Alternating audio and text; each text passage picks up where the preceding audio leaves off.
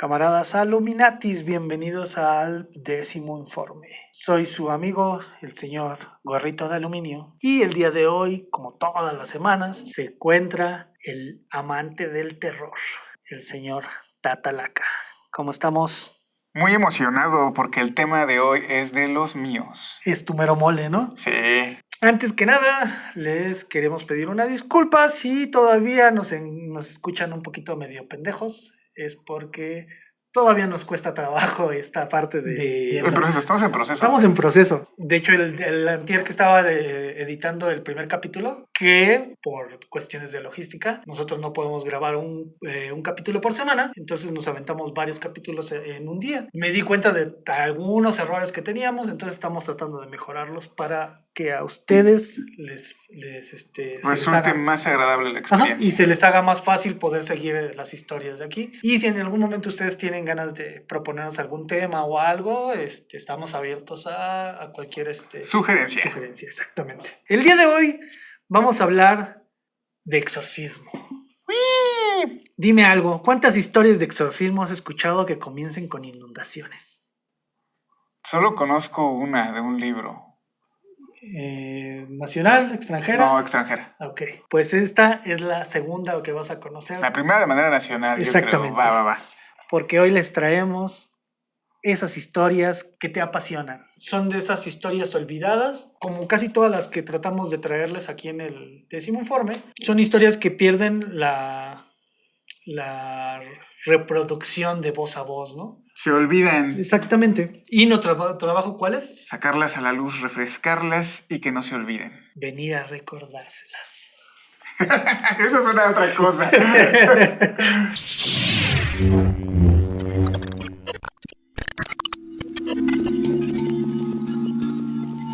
El 10º informe es una regla que se vale del sentido común, la cual especifica que en el momento en el que 9 informes tengan una hipótesis igual, el 10º tiene la obligación de defender la postura contraria e ir en contra de la mayoría, incluso si no está de acuerdo con ella, con la única finalidad de estar preparados ante cualquier eventualidad o alguna situación improbable.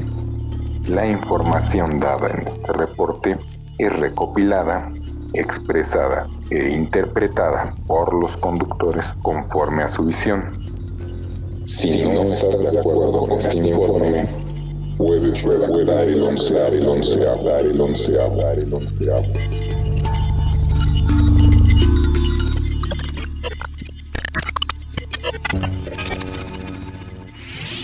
Corría el año de 1629 en la Nueva España y una tremenda lluvia que cayó sobre la capital. Algunas crónicas recogen los datos que duró de 36 y otras 40 horas, sin parar. Ok. ¿No? Diluvio chiquito. ¿Chiquito? De casi un día y medio sin parar. O sea, sí, no, está cabrón. Aquí nos quejamos porque la Ciudad de México se inunda y no llueve tanto. O sea, puede llover una hora, pero puede llover a cántaros y se inunda la ciudad. O sea, la ciudad es un caos. Ahora imagínate en esta época, que era casi día y medio. Esto fue en septiembre, que ya ni siquiera creo, según yo, son épocas de lluvia. Sí, todavía son. De hecho, por lo general en septiembre caen las más fuertes. Ok, pues imagínate cómo les cayó. Esto provocó la inundación en el centro de la ciudad. La ciudad ya se había enfrentado a diferentes inundaciones, pero nunca a una de ese grado. ¿no? Sí. Conforme pasaban los días, el agua no bajaba, al contrario subía, porque pues, después de que llovía seguían habiendo como pequeños diluvios. Ajá. Entonces esto hacía que subiera el agua, ¿no? Pasaron meses y todo empeoró, porque el agua no se iba. En este punto tal vez piensen que la ciudad se sigue inundando de la misma manera. Entonces solo les puedo decir que Tlatelolco se volvió una isla. Ay, no más. Ajá. Había una pequeñita plaza en Tlatelolco. Era un pequeñito espacio lo que se veía de la Plaza de las Tres Culturas. Y a ver, ¿por qué la Plaza de las Tres Culturas es de las Tres Culturas? Porque es antigua, moderna y novohispana. ¿Y cuál es cuál? Es las pirámides, güey, pendejo. Los restos arqueológicos. Los restos arqueológicos es la antigua, La iglesia es la novohispana y los... ¿cómo se les llama? Los edificios Sí, de la los urbe. edificios son lo moderno. Entonces, siempre me quieres poner a prueba, cabrón. Sí, como debe ser. En el centro, en el Zócalo, había un pequeño cuadro entre Palacio Virreinal, que es lo que hoy es el Palacio de Gobierno, y la catedral. ¿Y cómo crees que le pusieron a esta isla? Ni idea. La isla de los perros. Ok. ¿Por qué? Porque los pobres cancitos, los pobres perritos en la inundación era el único lugar a donde podían llegar. Entonces, cuando la gente veía ese espacio, veían lleno de perros ese pedacito. Ajá. Por eso era la isla de los perros. Nada que ver con Wes Anderson. Sí, no. Entonces, los alrededores del centro estaban inundados. Llegaron a inundarse arriba de 2 metros de altura. Es un buen pedazo. O sea, pues, tú te hubieras tocado de puntitas y eso, no, ni de Ni puntitas, eso, no. Entonces, aquí en la Ciudad de México, dentro del cuadro del centro, hay pequeños como callejoncitos, como pequeños pasajes que te comunican de una calle a otra, y hay uno que se llama motolínea, Ajá. si lo ubicas. Sí. En la parte de arriba de las esquinas en motolínea, yo he visto en motolínea y en otros lugares. No, ahorita no recuerdo bien, solo recuerdo los de motolínea. Pero hay unas cabezas de león, no sé si alguna vez te has puesto a fijar o alguno de nuestros Illuminati se ha puesto a ver esas cabezas de león que están arriba, en la parte de arriba. No recuerdo. No tengo el recuerdo visual en mi mente de los leones. Bueno, cuando lleguen a ir, chequen esos leones. Porque esa es la marca de la altura a la que llegó el agua cuando se inundó la Ciudad de México. Es por eso que están ahí esas cabezas de león. Ok. Los pobres, las personas pobres, que eran un chingo en esa época. Ahorita ya no. Tienes razón.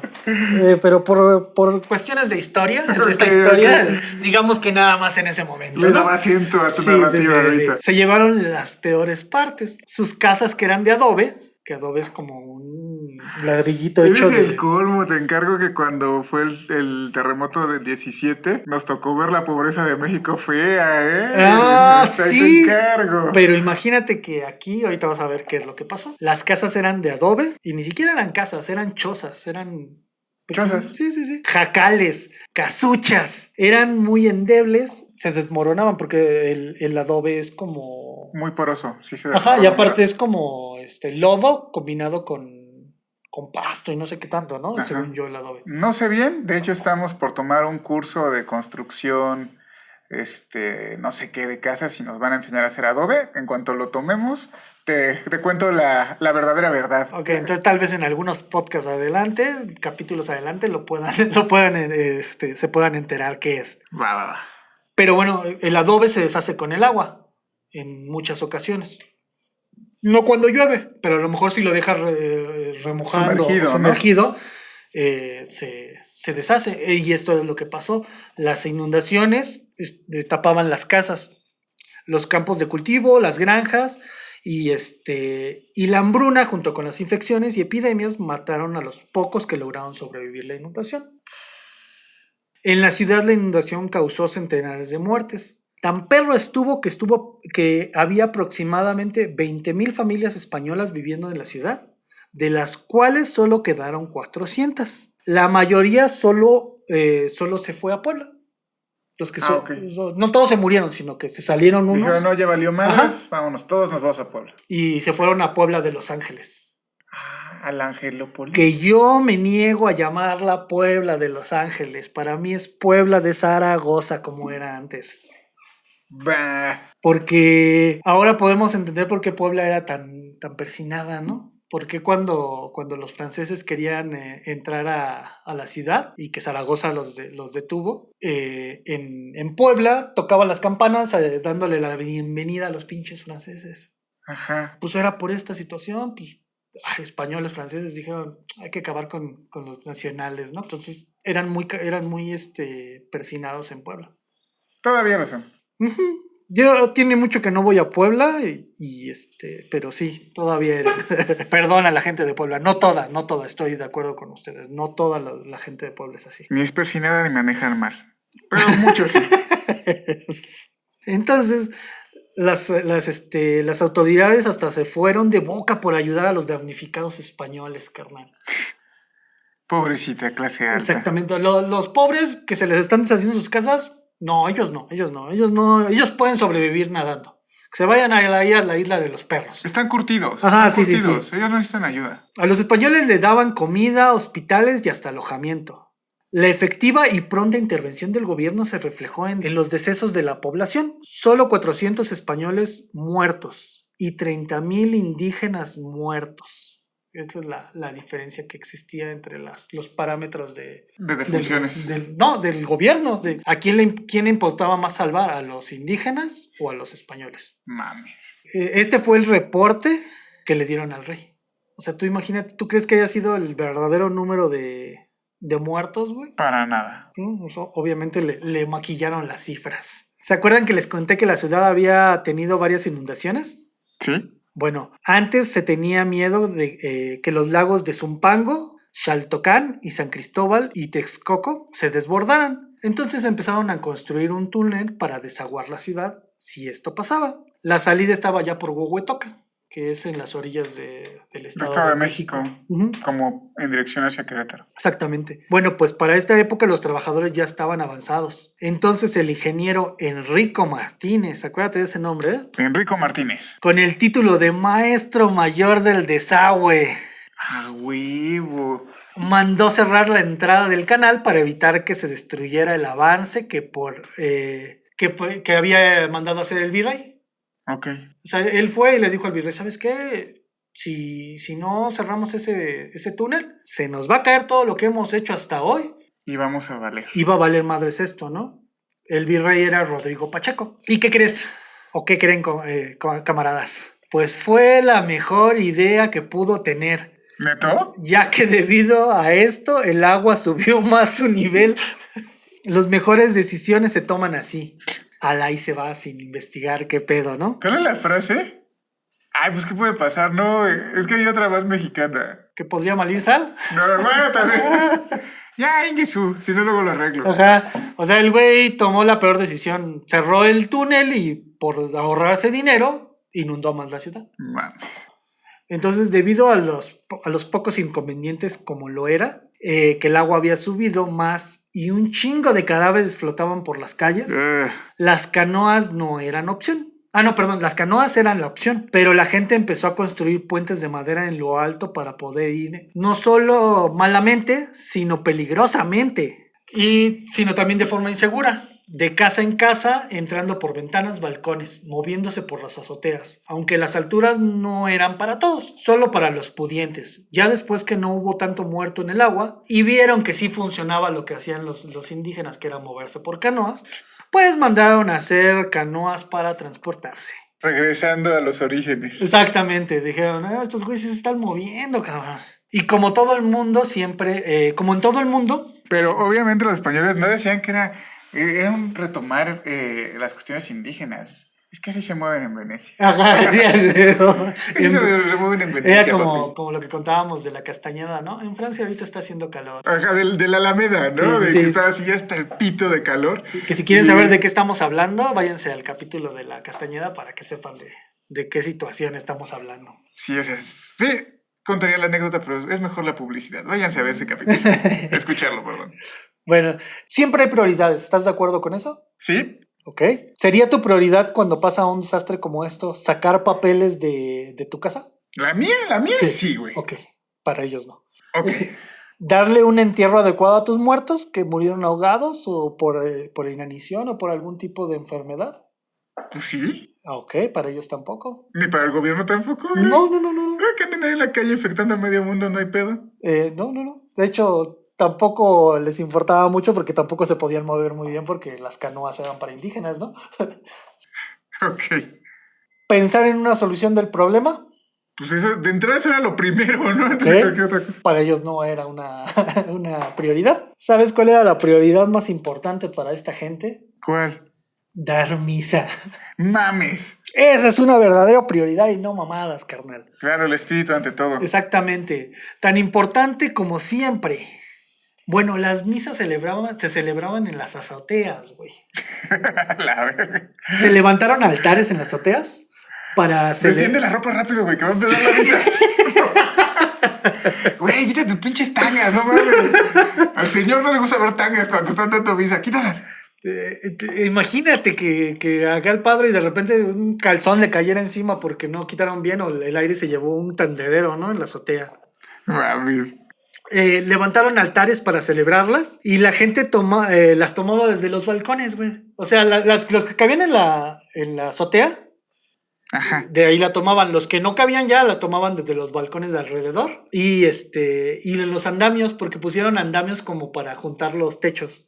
Se me hace acá como, ¿cómo se llama? Como calles aéreas, güey, como intersecciones en las calles. Como película postapocalíptica. Ajá, Así de construimos exacto. así como estancias en la montaña para que no nos agarren los monstruos, mamás así, güey. Sí, algo así era. Pero Entonces, esos eran para adorar a el Señor. no, Porque lo exactamente. tenemos levantado hacia el Señor. Y para poder secar rápido la ropa antes de que empiece la misa. No mames, doble propósito. Exactamente, como todo debe estar bien hecho, ¿no? Con doble propósito. Entonces la ciudad estaba tan vacía que comenzaron los saqueos. No sé qué podrían haber saqueado porque pues todo estaba inundado, ¿no? Pero pues yo creo que los pisos de arriba sí tenían como bastantes cosillas, ¿no? Que podrían haber robado, ¿no? Como que es tradición en México eso. Cuando hay algún problema, los saqueos. ¡Saqueamos! Sí.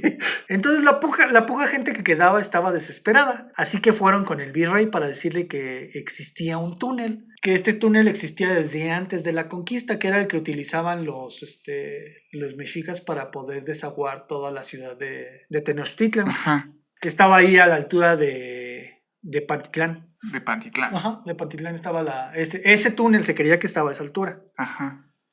Imagínate, ellos tenían un túnel para desaguar la ciudad. Wow. Algo que los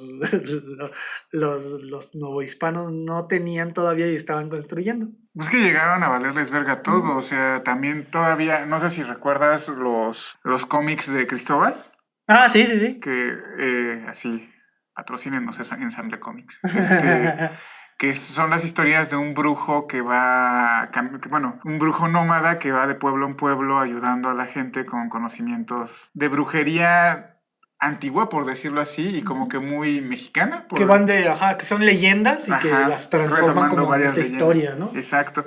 Y hay una donde retoma cómo llegaba a la Merced todo el canal de Xochimilco, ¿no? Ajá. O sea, que son cosas que nosotros, no mames, Xochimilco está lejísimos de la Merced. Y ahí desembocaba uno de los canales. Exactamente. Pero los bárbaros eran los nativos, ¿no? Sí, gente pendeja. Está huevo. Entonces, de hecho, perdón, antes de que sigas, hay un personaje que me encanta que es como un diablo que es como un... ¿Cómo se llaman los de los sombreros? ¿Pachuco? Pachucos, sí. Y está bien chida una de las viñetas porque ese güey lo que hace es de que puede regresar al pasado aguantando la respiración. Entonces está con Cristóbal y le dice, dame la mano, o agárrame el hombro, no me acuerdo qué. Y están en una de las plazas principales del barrio de la Merced. Y el Pachuco jala aire y regresa el tiempo hasta cuando llega el canal ahí. Es que yo no he podido leer completo el de Cristóbal, pero está muy bueno. O sea, si lo consiguen, porque no sé qué tan fácil sea conseguirlo ahorita. Pues ahorita por la contingencia debe estar complicadísimo, porque yo, por ejemplo, los conseguía en las ferias del libro del Zócalo. Ahí yo llegué a ver varios también. Ajá, por lo general va el autor y vende, ya hay un compilado con con todos los cómics que salieron. En su momento, en el sótano también los vendían, porque me parece que sacaron una edición de lujo así en pasta dura y todo. No la tengo, lamentablemente, pero pues es cuestión de buscarle, porque vale mucho la pena. Si les gusta toda esta parte de leyendas mexicanas y todo esto en un cómic bien adaptadas, esa es una buena opción. Y también leyendas un poco más modernas de la Ciudad de México. Hay una parte, justamente esta parte donde aparece este Pachuco que jala aire para regresar en el tiempo. Están persiguiendo a la rata de la Merced. Y de hecho esa historia ya se cumplió. Ya. No sé si vieron en las noticias que ya atraparon a la rata de la Merced. que la verdadera historia... pero la verdadera historia era que era ay, se me fue el nombre. ¿Qué?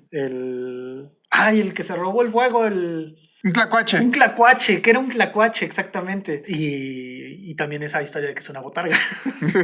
Pero bueno, ¿qué crees que fue lo que hizo el virrey? ¿Qué? Dio una recompensa. Bueno, ofreció una recompensa de 100,000 pesos de la época, que era un chingo de dinero. Estaba tirando la casa por la ventana para poder recuperar la ciudad que estaba perdiendo. Y a quien encontrara el túnel. Quien encontraba ese túnel, del que estaban hablando en Pantitlán, le iba a dar 100,000 pesotes. ¿Y qué crees? ¿Sí lo encontraron? Esos 100,000 pesos nunca tuvieron dueño. No lo encontraron. Nadie lo encontró. Nadie sabe, no sé si hasta la fecha no he encontrado como datos de que se sepa dónde está ya. O sea, se creía porque era la historia que se iba a ir contando, ¿no? De que estaba cerca de Pantitlán, pero no creo que hasta hoy se haya encontrado ese túnel. Ese túnel, exacto. Entonces el virrey ya estaba desesperado y lo demostraba. Imagínate que la ciudad en ese momento estaba valuada entre 40 y 50 millones de pesos. Esto era una estimación que se daba por los conventos, el palacio virreinal, las universidades, las escuelas y todas las construcciones que existían. Por eso es que se evaluaba en este precio la Ciudad de México. E hizo lo que cualquier buen gobernador hubiera hecho. ¿Qué crees que hizo este canijo?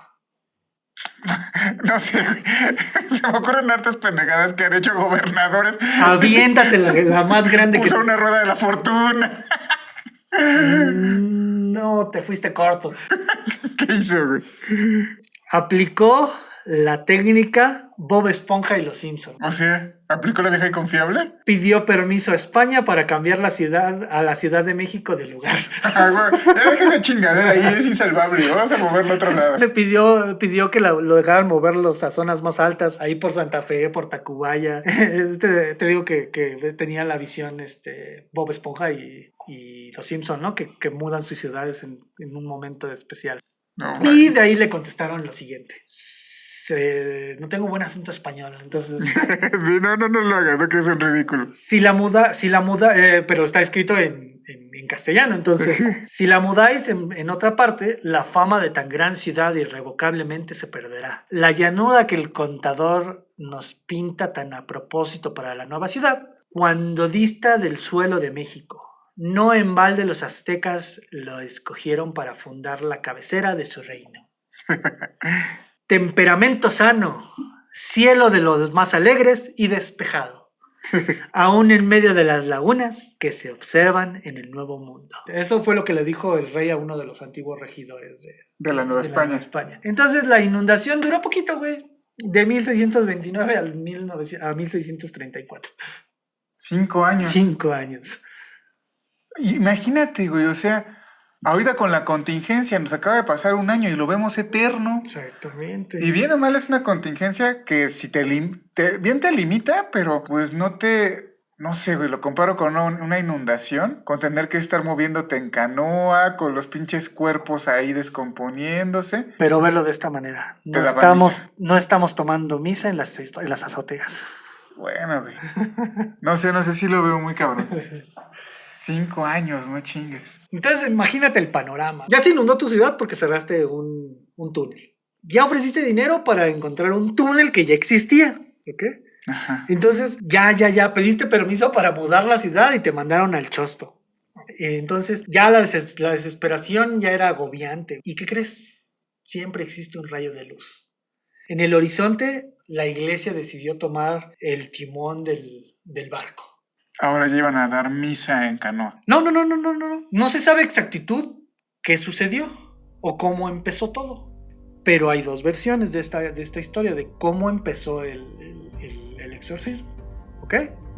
Uh-huh. La primera es: la catedral metropolitana era el hogar de algo muy tenebroso y de mucha maldad en un sarcófago. ¿Okay? En la catedral, güey. O sea, no en los alrededores. En la catedral había algo feo. Ok. Y no era una persona, Y en un sarcófago. Ajá, y no era una persona crucificada. Eso no es, no es horrible. No es tétrico. Sí, no, para nada. No mames, yo siempre, neto, a mí me daba muchos pelos entrar a ciertas iglesias por las imágenes de Cristo, cabrón. Sí, y creo que es parte de esto de que dices, eso no es lucrar con una persona que ya falleció. Está cabrón, güey.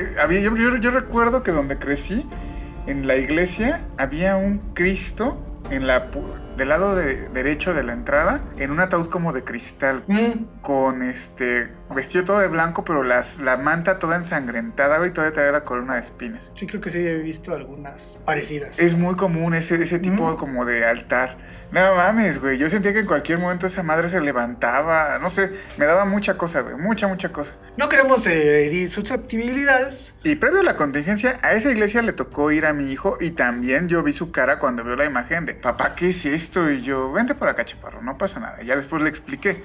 Pero son imágenes muy fuertes. Sí.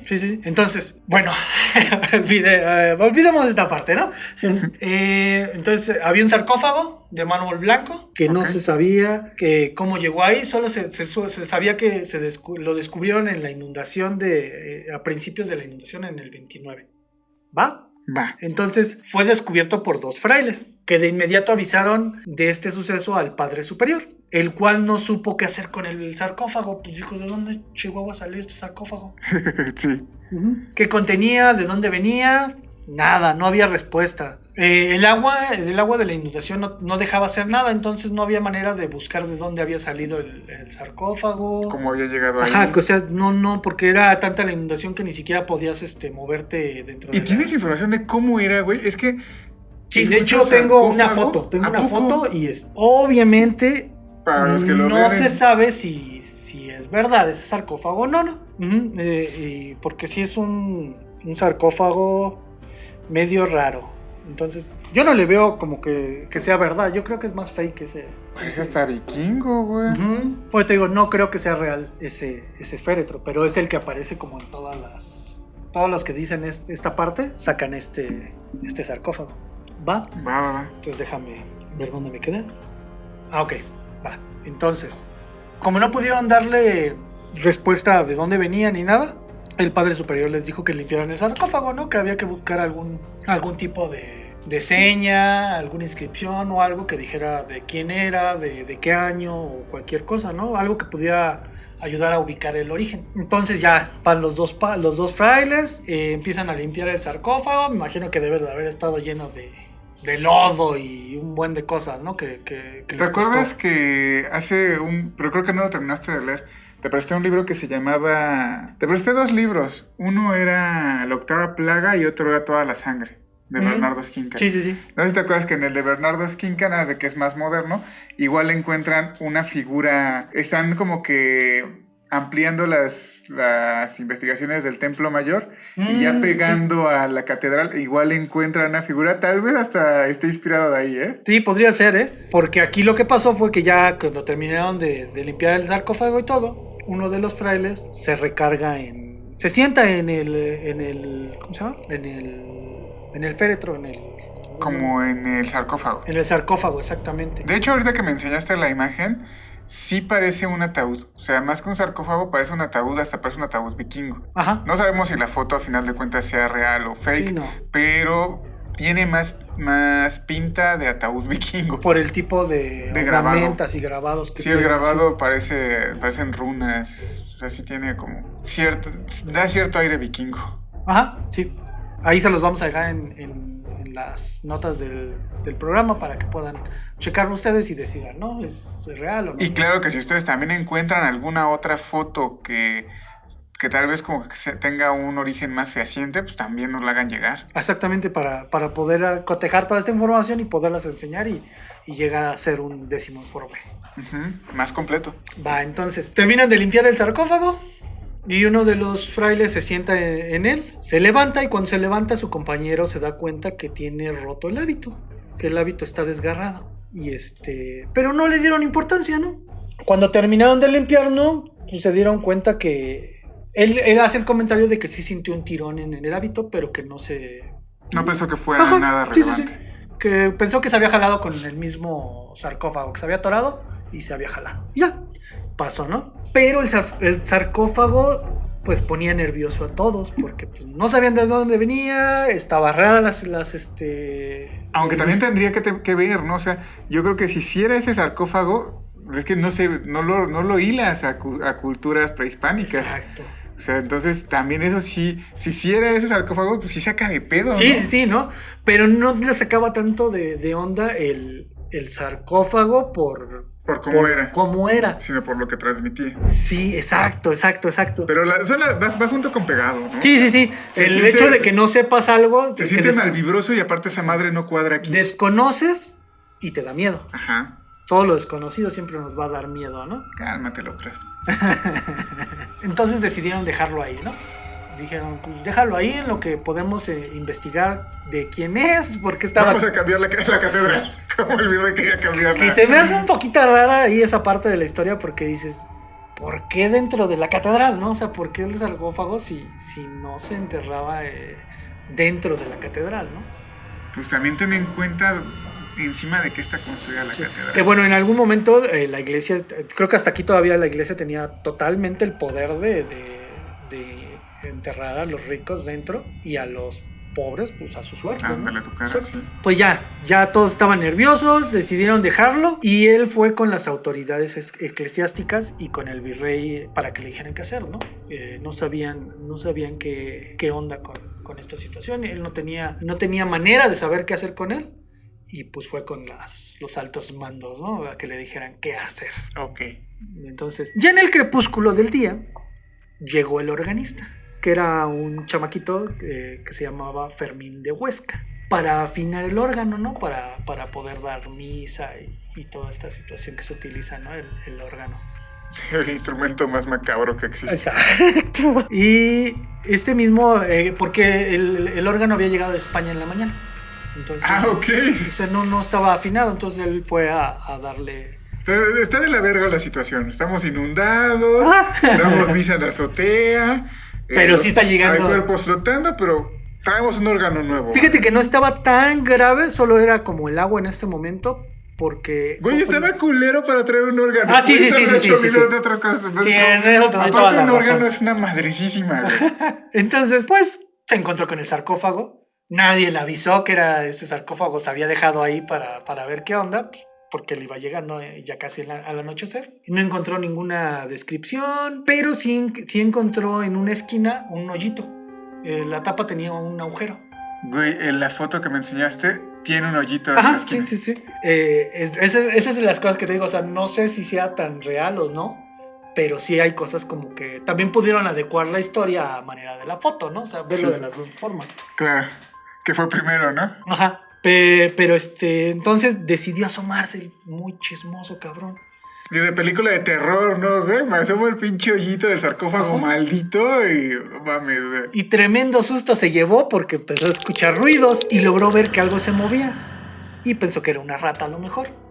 Pero el ambiente siniestro, de por sí una iglesia de noche sola, a mí se me hace como muy siniestra, muy tenebrosa. Y afinando un órgano. Ajá, sí. La iglesia y aparte de noche pues eres inundada un mocosillo, ¿no? Eres un chamaquillo de 16, 17 años tal vez.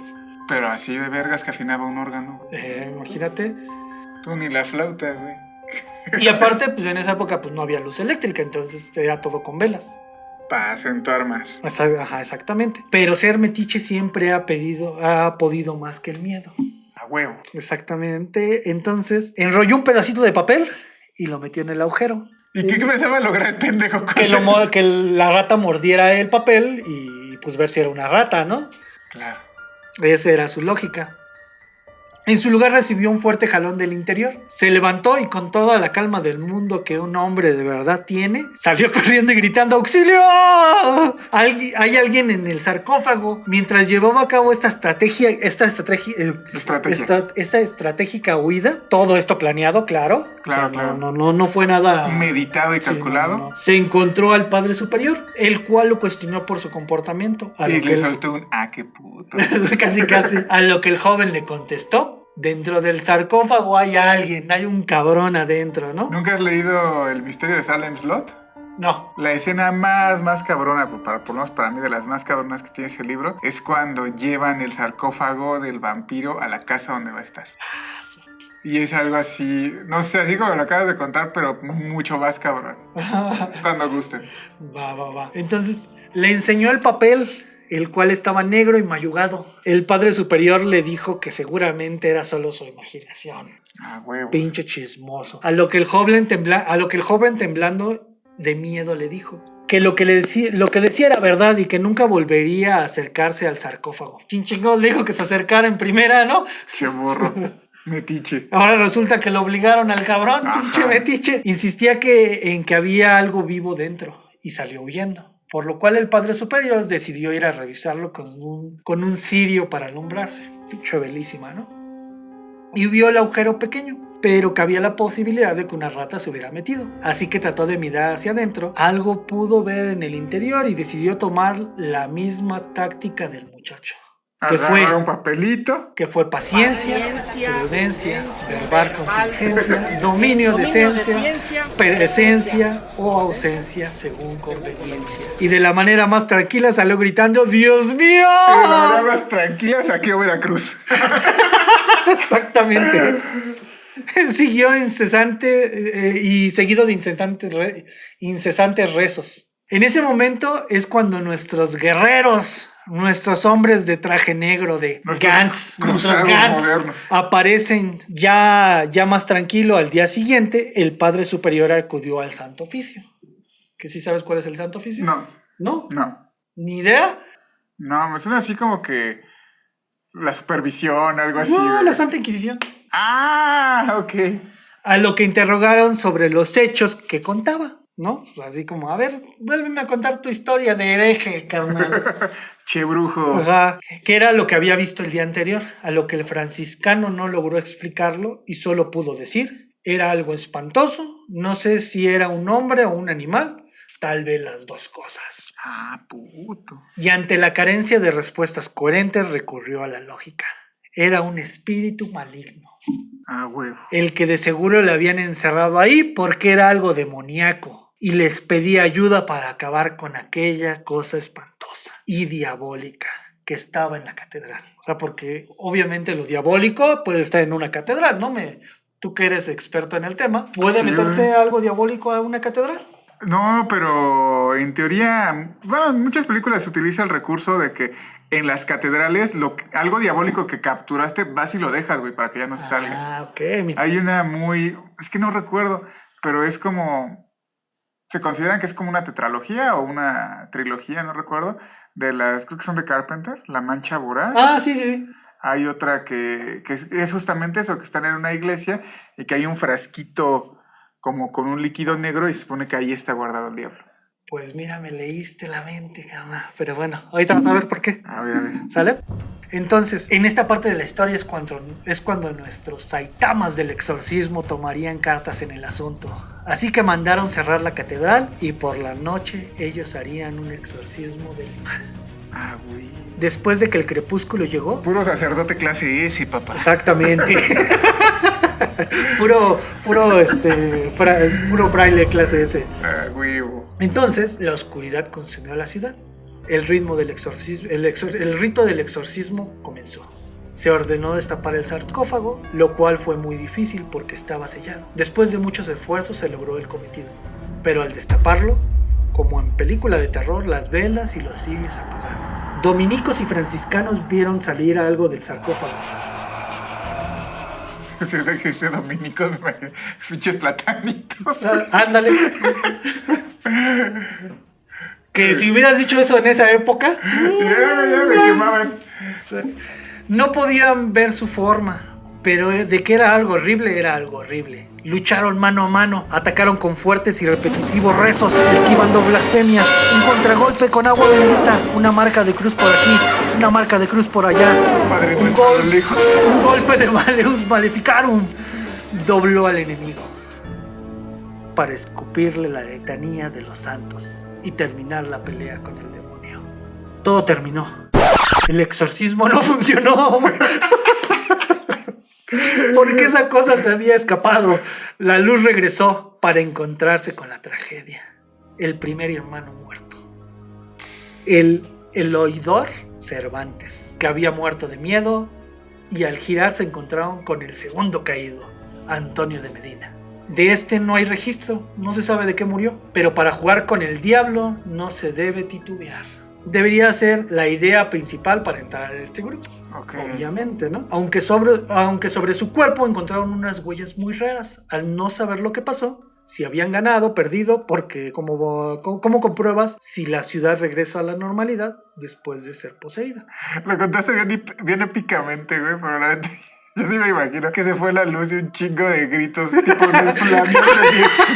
Sí. ¡Ay, Padre Nuestro! Y ya. Y un pinche ruco muerto de miedo, güey. Sí, de hecho yo creo que fue lo más, lo más más real. cercano, ¿no? Pero yo lo quise que se vieran bien. Entonces el obispo tomó la decisión de consultar con sus superiores en España. Creo que la mejor decisión que pudo haber tomado, preguntarle a alguien que no está cerca, que está del otro lado del charco y que no sabe lo que pasó, no vio lo que sucedió en el exorcismo ni nada, pero creo que es una buena opción preguntarles, ¿no? ¿Qué hacer?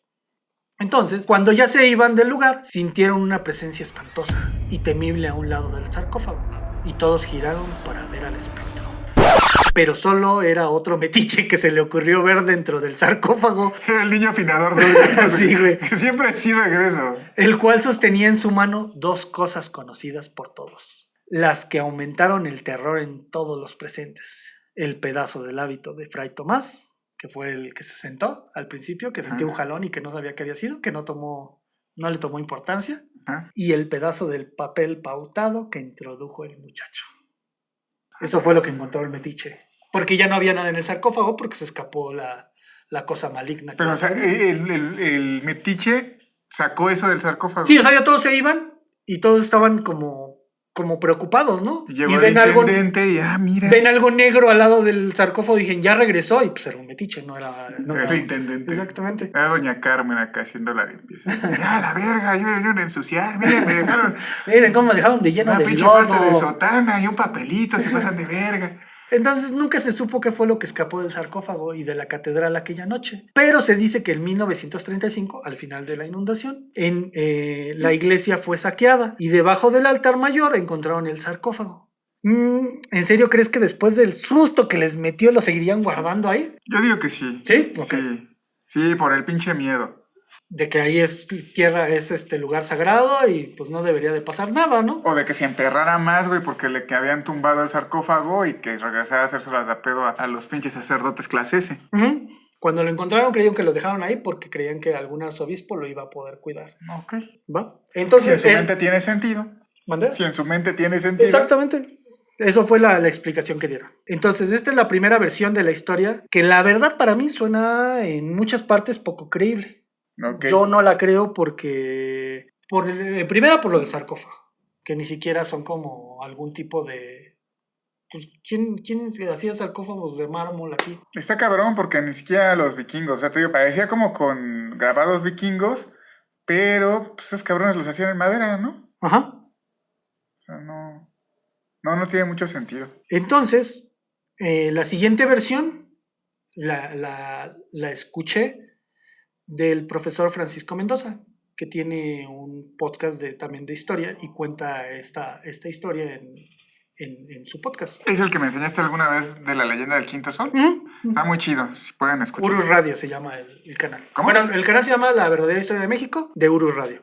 Si se pueden las descripciones. No, yo creo que sin problema lo dejamos en la descripción. Sí, para que... Porque la verdad es muy buen canal. A mí me gusta muchísimo el canal del maestro. Entonces, esta es la siguiente versión. Durante la inundación se les informa a los dominicos, los cuales eran la mano... Voy a hacer un dibujo al rato de un pinche plátano con sotana, güey. Entonces, durante la inundación se les informa a los dominicos, los cuales eran la mano armada de Dios, los Sellas de Suatena, los Gokus que pelearon por la tierra, los Rockies que derrotaron al Drago del mundo. ¿Quieres continuar? No, güey, no, fue muy abrumador. Ok. Entonces, los dominicos eran la única orden que tenía el poder de ser los inquisidores, o sea, la Santa Sede. O sea, los dominicos eran los únicos, que podían ser inquisidores. No había otra orden. Okay. ¿Va? Los que luchaban contra los demonios, las brujas, los nahuales y todo el mal que existía haciendo más mal, a la verga. Existía en el virreinato y el mundo. No, pues ¿a qué te dedicas? No, pues yo soy nahual, en las noches me transformo en un jaguar y me da hambre y me como una que otra gallina del compadre, aunque luego me da pedo. No mames, es una mala persona. Ay, sí, güey. ¿Y tú a qué te dedicas? No, pues yo quemo güeyes que dicen que son nahuales y pues los quemo, los pongo en un potro y le vuelo los huevos. Ey, no los quema, los purifica, ¿ok? Huevos. Le trueno los dedos, lo empalo, le hago que le caiga una gotita en la frente por años para que se vuelva loco. Pura cosa bonita, yo soy un siervo del Señor. Si hay camaradas que nos están escuchando y son de otra parte de la República o vienen del extranjero, en el centro hay un Museo de la Inquisición. Museo de la Inquisición, para que se den una vueltita y vean todas estas cosas que hacían los inquisidores, ¿no? Del cual, por lo general, sales muy mal vibrado. Sí, está muy pesado dentro. Hay cosas como, no sé, o sea, cuando uno oye la Inquisición se imagina estas quemas de brujas o a lo mejor el potro tal vez o la máquina que estira las extremidades hasta tronarlas. Uh-huh. Pero hay cosas tan sutiles. Hay una madre que se llama la cigüeña, creo que se llama, que nada más es una cosa que te hace estar en una posición fetal un poco más cerrada, por decirlo uh-huh. así, pero que después de unas horas de estar así se empiezan a colapsar todos tus músculos. Y es así súper horrible. Entonces dices, no manches, pinche ingeniería e ingenio del dolor. No sales muy mal vibrado. Sí, no, y bueno, tú sales mal vibrado, pero imagínate los que entraban en la Inquisición, ¿cómo salían? No salían. Pues por eso. Que fíjate que eso aquí digo, no es pretexto ni es manera de decir no pasó, pero aquí en la Nueva España no hubo no tuvo el poder como en Europa. Ajá, como en Europa. Aquí creo que hubo reportes de 80 casos nada más. Y era porque cuando la regla era, si ellos tienen otro Dios y los evangelizas y creen en tu Dios, pero regresan al anterior, no se considera pecado porque los estás instruyendo. Entonces, por eso se les perdonó. Había más margen de error, ¿no? Exacto. Entonces, no fue tan fuerte la Inquisición aquí, como pero en España. Sí, pero sí había. Sí, no, en España es donde está el demonio. ¿Va? Estuvo de demonio. Entonces, una explicación que daban los dominicos era que todo era una calamidad bíblica. Un castigo divino por todos los males que habían traído los españoles a estas tierras. Bueno, ese Super Saiyajin del Señor Jesucristo, ¿qué pedo? ¿Qué hicieron entonces? Entonces, pero espérame, porque esto era la explicación que ellos daban. Okay. Tlaloc mostraba su furia contra ellos por la caída de Tenochtitlan en 1521. Pero la iglesia no estaba contenta con esta explicación. Esto tenía que ser obra de otra cosa, no de esos dioses sin poder. Esto era obra de alguien más grande, el maligno, que estaba castigando a todos los impuros de esta ciudad por sus pecados. ¿Y cómo te deshaces de un demonio? Pues no sé. ¿No sabes deshacer de un demonio? No, ¿para qué te deshaces de ellos? Me estás dejando en un mal... No, güey, como dice la canción de Hozier, nunca los domestiques, solo manténlos a raya. Bueno, esa es la historia que tú crees, pero ellos decían que había que exorcizarlos. Qué gente loca que sabe. Y solo ellos podían hacerlo. Y aparte tenían la franquicia que no. Exactamente. Mames. Entonces, los dominicos era la orden de la exclusividad oficial para realizar los exorcismos. No, aparte eran la Santa Inquisición, también eran exorcistas. Entonces, a ver que las aguas no bajaban, se les dio la autorización de hacerlo. Y ustedes se preguntarán, ¿a quién se le iba a hacer este exorcismo? ¿Al virrey por Salado? ¿A Enrico Martínez, el que mandó cerrar el túnel? ¿O a quién? ¿Sí, a quién? Pues nada más al niño del órgano. Que a la más peligrosa, tétrica y mágica ciudad de México. Bueno, hoy México en ese momento. O sea, ¿iban a exorcizar la ciudad? Ajá. Ah, huevo. Que fíjate que yo creía que eso no se podía, pero descubrí que sí. Hay varias historias donde se exorcizan cosas. Ay, es que eso es un desmadre, ¿no? O sea, como los Warren que decían que los espíritus no pueden apoderarse de cosas, sino de personas, y que las cosas solo son un vehículo y su puta madre, y luego los Warren eran una farsa. ¿En serio? Pero los del Conjuro están chidos. Güey, ¿qué? Las películas están chidas, güey. Pues ya sé, pero ellos no eran chidos. No, pues se hacían varo. Como los dominicos. Buena. Muy bien bajado ese valor. Entonces, el ritual duró varios días. ¿Dónde crees que lo hicieron? En el Estadio Azteca. Con público y todo, güey. Pues poquito les faltó, pero no. Pues lo hicieron en la Catedral Metropolitana de la ahora Ciudad de México. Ok. Todo a puerta cerrada, obviamente. No me pensé que se habían vendido boletos. Evento VIP, porque descubrieron que dentro de la catedral se encontraba el maligno, Ándale, John Carpenter haciendo la de película original, ¿eh? De ahí se la voló. el cual había sido creado por antiguos sacerdotes, chamanes y todo aquel que se les ocurra. Todo esto bien raro porque los mexicas no manejaban el término de infierno en su religión o de demonios. Eso fue algo que trajeron la iglesia a la Nueva España. Es lo que trajo la iglesia a la Nueva España. Los indígenas no conocían ni siquiera esos términos, ni siquiera los manejaban. Qué mamadas. No sé, ahorita me retomo igual a los vikingos, ¿no? Que lo peor que te podía pasar no era portarte mal en la vida, era no morir en batalla. Y que había diferentes cielos, ¿no? Que esa también es una de las leyendas más bonitas que hay de cuando llegas al Mictlán. O que morir ahogado era llegar casi al paraíso, ¿no? El Tlaloc. Hazlalo, qué sé yo. Y eso era como el paraíso para las personas. Pero obviamente a los guerreros eso no les gustaba. Sí, porque si te morías así normal, güey, no manches, es el pinche peregrinar de 6 años, creo dura el viaje, ¿no? Sí. Y aparte todo lo que sufres para llegar, ¿no? Sí, ya llegas hecho puro hueso a que te devore Mictlantecutli. Y te forme uno con el universo. Quien pueda, échenle un ojo a las rolitas de... Destripando la historia. Esa está bien chida, a mí me gustó mucho. Sí, está súper chida. La del Día de Muertos. Día de Muertos. Que pinches españoles se la rifaron, ¿eh? Sí. Pronunciaron un chingo de palabras. Que yo no he podido pronunciar bien, si se han dado cuenta hasta hoy. Sí. Entonces, este demonio era algo bien impresionante, el que crearon los chamanes y todo esto. ¿no? Ok, sí. Porque traía timer. ¿Traía timer? Traía timer. Mames. Se activó 100 años después de la conquista para acabar con los españoles y con la maldita ciudad que crearon para después reconquistarla. Mames, así parece hasta capítulo de serie infantil de Netflix. Y volver a fundar Tenochtitlan. El plan era infalible, pero no contaban con la habilidad de los dominicos, que lograron atrapar a este demonio. Luchan el Mafubá, güey. Algo así. Che, dominico acá como el maestro Che, Mafubá. Y ahorita vas a ver por qué algo así vas a ver. Luchando día y noche, mano a mano, pudieron encerrar en una caja de piedra, aunque hubo varias bajas. Claro, los sacrificios son necesarios y correremos el riesgo, dijeron los dominicos. No mames, planteando toda la pinche saga de Dragon Ball cuando el maestro Roshi quiere encerrar a Piccolo Daimaku. Exactamente. El fin justifica los medios, dijeron en otras declaraciones. Lograron atrapar al maligno. Este exorcismo estuvo muy cabrón. Pero cagado, ¿no? Porque es un pinche demonio hecho por chamanes y tanta madre, ¿te imaginas? Era este demonio, Sí, ¿no? sí. Entonces, este exorcismo estuvo más cabrón y lo encerraron en una caja de piedras. Me parece que es de piedra, porque por desgracia yo no la he visto, no solo la he visto en fotos, y de hecho te la voy a proponer para que ahora que termine lo de la pandemia la vayamos a visitar.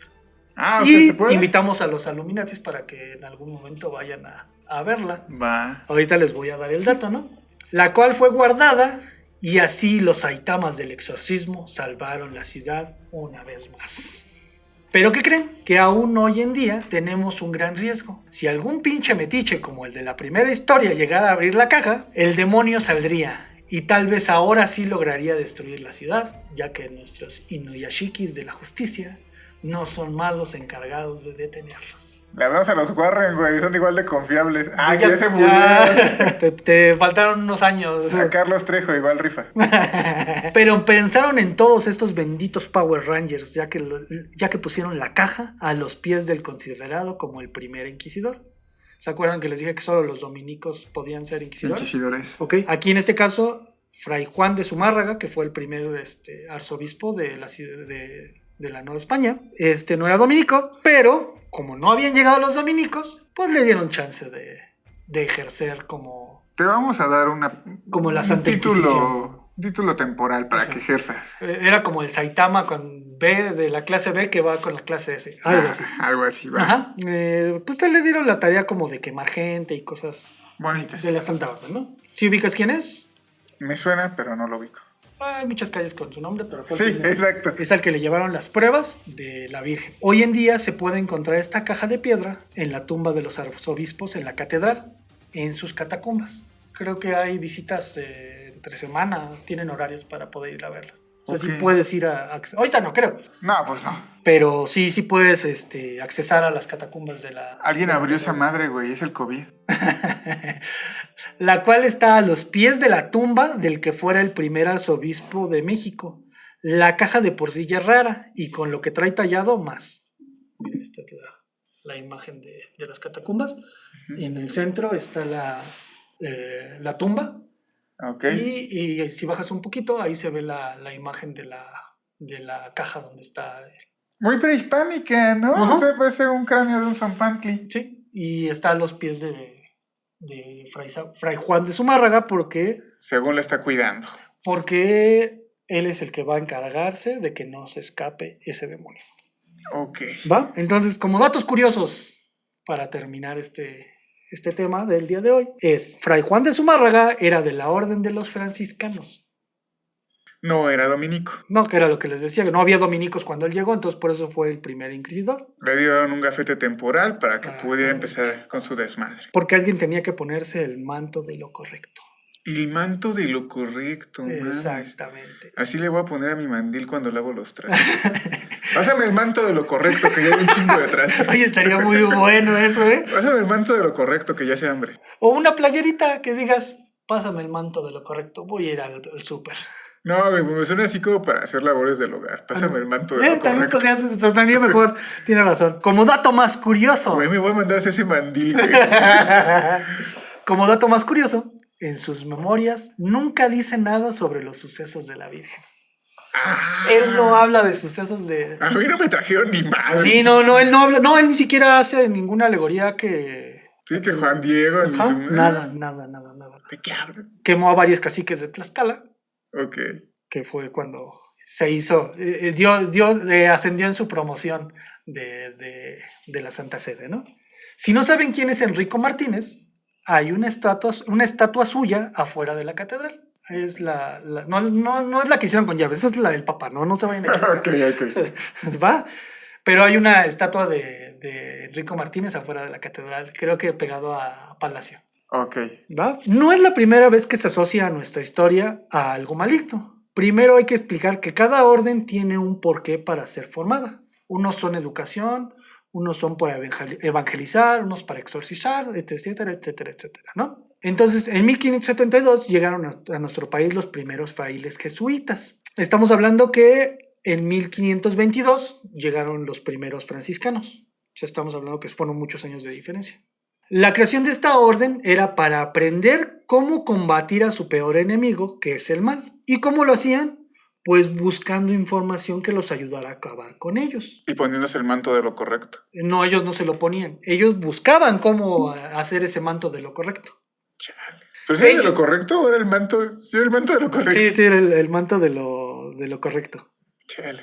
Entonces, ellos no destruían códices. Ellos, al contrario, rescataban esos códices para estudiarlos y poder pelear contra el mal que ellos tenían. Su lema era, para atacar el mal hay que conocerlo. Entonces, entre sus estudios, encontraron que en el libro... ¿Quiénes eran? Perdón. Los jesuitas. Jesuitas. ¿Sale? Los jesuitas son la de educación. No sé si te acuerdas, en uno de los cuentos de Bernardo Esquinca, en el de Demonia, te cuentan que en el último cuento, que están se van a reunir un grupo de amigos que estudian en una escuela jesuita. Ah, sí. Y que inclusive menciona, estos güeyes me caían bien por eso, porque eran los que decían que para vencer al mal hay que conocer. Exacto, y esa era la razón por y la que esos güeyes sí existía. tomaban y sí hacían varias cosas así, en teoría controladas, Ajá. para conocer el mal. Bueno, entonces los jesuitas encontraron que en el libro 13 del Apocalipsis, ¿sabes cuál es el libro 13 del Apocalipsis? ¿No? Pues es el Apocalipsis. Pero ¿cuál es el libro 13? O sea, conozco el Apocalipsis. De hecho, Es el libro 13, el Apocalipsis es el libro 13. Ah, ok. ¿Va? Dice, 1. Yo me paré sobre la arena del mar y vi una bestia subir del mar, que tenía 7 cabezas y 10 cuernos. Y en ella venía montada la puta de Babilonia. Y sobre sus cuernos 10 diademas, y sobre las cabezas de ella el nombre de blasfemia. Es que son varios números. Ajá. Dentro de él. Hacía que a todos y a los pequeños y grandes, ricos y pobres, libres y siervos se pusieran una marca en su mano derecha o en su mano o en la frente. O sea, todos sus seguidores iban a traer una marca en la frente y en la mano derecha.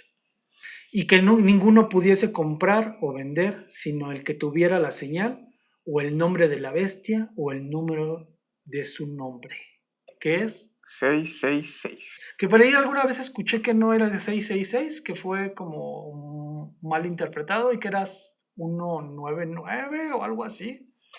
Recuerdo bien la historia, pero creo que algo así había Pues escuchado. hasta donde yo sé es el 666, güey. Que hasta hay una teoría bien mamalona de que el código de barras, Uh-huh. ya ves que son barras de cierto grosor y en pares Sí, unas más delgadas que otras. determinan un número. Entonces que de cajón hay 3 barras de 6 en todos los códigos de barras, que son las que encierran los demás números. Entonces los jesuitas, después de mucho estudio e investigación, descubrieron dónde estaba la bestia. ¿Dónde crees? No sé. Aquí mismo en México, en la Nueva España. Pretexto para poder tumbar definitivamente las culturas prehispánicas y, como siempre lo he dicho, justificar sus actos. Aquí estaba el 666. Lo encontraron sumando las edades de todos los tlatoanis, desde Acamapichtli hasta Moctezuma, que son 9 tlatoanis en total. En total, sus edades dan 666. No, pues si quieres buscar Sí. números, Si tú buscas números, vas a encontrar números en todos, ¿no? sí, güey, no mames. Entonces, sin contar a Cuitláhuac y a Cuauhtémoc. También eran Ok. tlatoanis, pero ellos no. Ellos no, ¿por qué? Sí, Porque no. si me descuadran el desmadre. Exactamente, ya no me salen las cuentas, Sí, ¿no? Entonces, los emperadores mexicas eran el diablo. Luego dijeron que siempre no. La verdadera bestia del apocalipsis es el lago de Texcoco.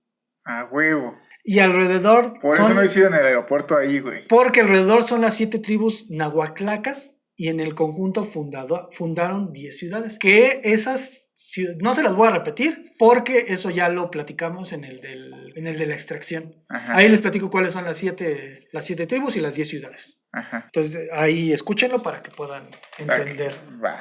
Entonces, hasta el Juanga sale embarrado, güey. No mames. ¿Sabes por qué? ¿Juanga es el anticristo? Ajá. No, Juanga no, güey. Después de todo lo que sufrió, no puede ser el anticristo, güey. ¿Por qué? Juanga es el Remy de México, güey. Porque murió el 27 de agosto del 2016 a los 66 años. 666. No mames, no, güey, no. Ya sé, pero pues le quieren Juanga dar. es la segunda venida de Cristo. Entonces, el Juanga es la bestia del apocalipsis, por si tenías la duda, güey. No, eso no es posible. Y el último dato no tiene nada que ver con la historia, pero se me hizo bien chido, porque ya ves que te decía que Cuitláhuac y Cuauhtémoc no entraban en la sumadera. Ajá. Entonces, hemos vivido engañados, porque Cuitláhuac no se llamaba Cuitláhuac, güey. ¿No? No, su nombre real era Cuautláhuac. Cuautláhuac. Ajá. Esto fue porque la Malinche, pues no le caían los mexicas, y con obvias razones, ¿no? No les caían, porque pues la convirtieron en esclava, aparte sabía que eran una piedrita en el camino los mexicas, y pues, en ese momento Cuautláhuac, ¿no? Entonces cuando le preguntaron su nombre, él dijo Cuautláhuac, pero doña Marina hizo de las suyas y le puso el de Cuitláhuac. Todo esto como burla. Cambió de Cuau, que es nombre digno de un guerrero, y un tlatoani, que significa águila. Completo significa águila sobre el agua. Por el de Cuitláhuac, que Cuitla significa excremento. Los conquistadores pues ni le entendieron a la broma y ellos le seguían diciendo como la Malinche les dijo, Cuitláhuac, hasta que el nombre se oficializó como tal. Entonces si conoces a alguien que se llama Cuitláhuac, si lo quieres, pues no le digas Cuitla, güey. ¿Va? Va. Entonces, hay varios libros que hablan sobre la inundación y todo esto. Ahí se los dejo en la descripción del libro las descripciones del libro se las dejo para que puedan leerlas y leer los que dijimos también sobre cuentos de Bernardo y todo eso. Va. La dirección de Uru Radio, todo, para que le echen un ojito. Y pues, no sé si quieras decir algo más aparte? Creo que de cierta manera el exorcismo es algo muy europeo en muchos sentidos. De por sí la misma visión del bien y el mal es algo muy de la religión judio-cristiana. Entonces es muy interesante cuando de repente ves exorcismos en épocas donde todavía estaba una batalla en más o menos nivel con respecto a la evangelización de un pueblo, ¿no? Y cómo hasta las búsquedas y lo que se hace es muy encaminado a que lo que tú adorabas no eran dioses, era el diablo. Ajá. Y es como querer meter a fuerza algo en A huevo, una sí. cultura que ni siquiera... Sí, y que, como lo decías, ¿no? El miedo a lo desconocido, pues, güey, o sea, no va por ahí. Hace poco estaba platicando con mi novia acerca de un amigo de ella que es religioso. Yo realmente no tengo mucho conocimiento de las órdenes ni de los grados que se tengan, pero que estaba trabajando en una comunidad, ¿no? Y le aventaron la pedrada con toda la hazaña del mundo. ¿Y realmente ayudas o solo vas a predicar? Y el cuate contestó bien chido, ¿no? Nosotros solo vamos a ayudarlos a construir, a arreglar sus viviendas, a organizarlos con respecto al cuidado de la ganadería y al sembrado. Sus creencias son de ellos, a nosotros ya nos dejó de importar. Pero eso yo creo que es algo muy moderno y en su tiempo todavía era son unos aborígenes, son unos caníbales, son bárbaros que hay que evangelizar. Y si lo ves de esa manera, ya estaban adelantados a muchas cosas que apenas estaban haciendo los No, y aparte con lo españoles. que estás platicando en el capítulo de la extracción, ¿no? O sea, cuánto no de los mismos códices se modificó para conveniencia de los españoles y que realmente no tenemos una noción de qué pasaba y qué no pasaba realmente. Todavía está mucho en blanco, ¿no? Y son partes de la historia que se perdieron.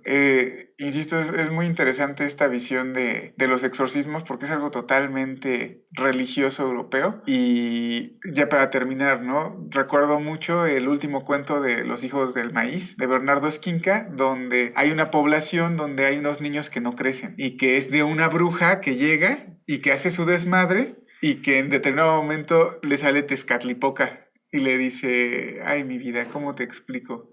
Tú eres una brujita, yo soy un dios. Ajá, no tienes nada, ni siquiera hay comparación. Ajá, es muy interesante. Ahorita hay muchas cosas que no podemos rescatar porque simple y sencillamente no existen, pero de alguna manera es muy padre que a partir de esto nos podamos acercar un poquito más a nuestra historia. Sí, y que tratamos de hacérselos con un poquito de humor también para que no sea como siempre, ¿no? Creo que todos odiamos la historia por esta parte de que siempre hemos tenido maestros que nos aburren con la historia, pues así que si lo ves de una manera que también puedas reír de ella y aprender. A veces siento yo que la historia se cuenta a partir de las historias que la conforman. Hay muchas anécdotas de Villa que se dan alrededor de cómo fue todo el proceso de Villa, que te cuentan una historia más fácil de entender. ¿Por qué? Porque son o más cagadas, o más violentas, o de alguna manera se te quedan a una línea de tiempo que es la que siempre te enseña un maestro. Sí, y que por ejemplo... Yo les hablo y creo que también tu caso es el mismo.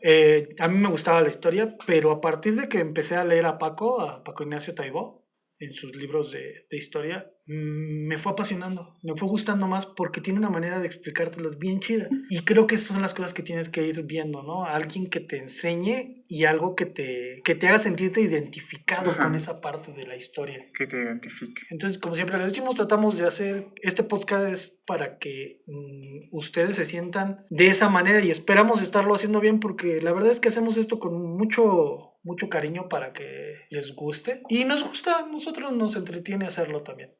Sí, bastante. Sería también muy interesante que si tienen alguna otra historia relacionada, porque me parece que catedrales y exorcismos ha habido en muchos lados, sería muy padre que nos la compartieran para que la investiguemos. Y pues no, creo que ya no hay nada. Les damos las gracias por escucharnos. Esperemos que nos sigan escuchando semana con semana. Y pues sin más, que recuerden siempre ser el 10º informe. Y recuerden, no somos los mejores, pero definitivamente lo podríamos hacer peor. No nos prueben. Camaradas Illuminatis, recuerden que si les gusta este contenido pueden encontrarnos en Facebook e Instagram como el 10º informe. Todo con letras. Y en nuestro correo, el10imoinforme@gmail.com. Por ahora solo pueden seguirnos en Spotify, en Google Podcast, en YouTube. y que la fuerza los acompañe.